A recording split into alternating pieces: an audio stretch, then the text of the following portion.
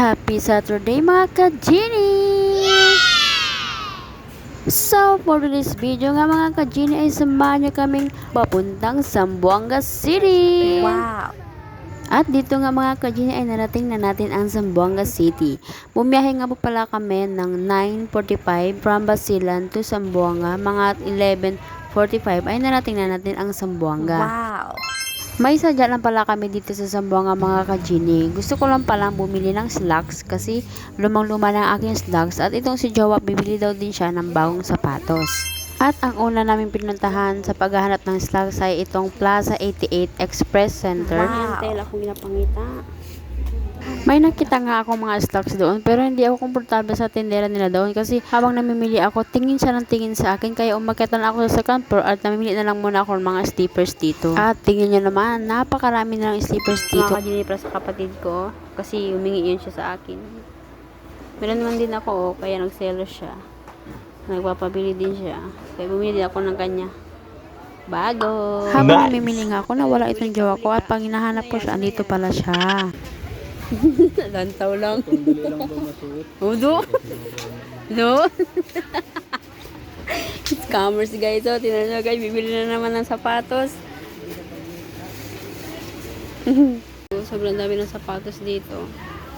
Kaya mapapaakit ka talagang bumili. O, andun na naman namimili na naman ng person, no? No, may sale pa nga si before Wow! 749, 300 na lang. Ito isa, Wow. 479, 350 na lang daw dito. Nice. Yung daming sapatos. Hindi lang mga sapatos meron sila dito mga ka-Genie. Meron din mga sandals, slippers, meron din pang bata at mga matatanda. Ang mga ka-Genie, himas-himas na nga mga ka-Genie. Ayun na, sinusukat na nga talaga. May plano nga talaga tong taong to. Sobrang dami ng sapatos, nalilito na siya. Hindi siya bumili. Smart daw ka. Ay, yun na nga mga ka-Genie, hindi na nga siya nakabili kasi nalilito nga siya kung ano yung bibilhin niya. At pero ako, andito na, nabayaran ko na at nakuha ko na. Pagkatapos nga namin doon mga ka-Genie, naghanap pa kami ng ibang store para nga sa aking slacks. Hindi na nga kami bumalik doon sa ground floor kasi sabi ko talaga, Jowa, hindi talaga komportable sa tindera. Siguro utos lang din ng kanilang boss na magbantay pero hindi talaga komportable kaya hindi na ako natuloy doon. At ang sunod nga namin pinuntahan ay ang Shoppers Plaza kasi sabi ni Jowa, meron din daw dito mga slacks. At eto nga nakapili na ako at nagustuhan ko yung slacks nila dito. Ay yung tela, napakaganda at fit na fit sa akin. Basta nga ako mamili ng akin, naabutan ko tong si Jowa na namimili dito ng mga sombrero. Ha? Yakult po di ha. Diba guys, maganda naman yung jacket.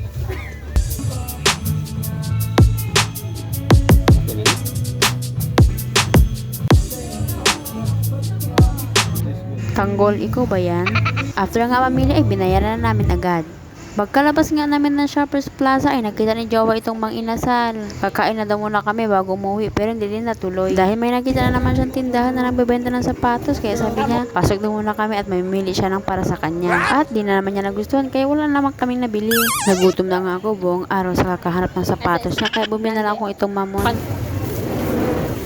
Yay! After ko nga bumili ng mamon ay dumaan muna kami sa isang tindahan kasi naalala ko nagbibilan ko pa pala ng doll shoes ang aking kapatid. At ito nga isa nila nga nakabili ng sapatos ay bibili na lang doon ng tsinelas ng kanyang mama, papa, at mga kapatid. Kaya namimili na nga siya dito at naguhulaan pa kami kung ano mga size nila. Sana pag uwi namin sakto itong mga tsinelas nila.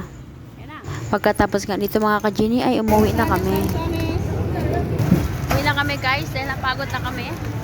Nangangalay na doon sa kaka-shopping niya. Sana all.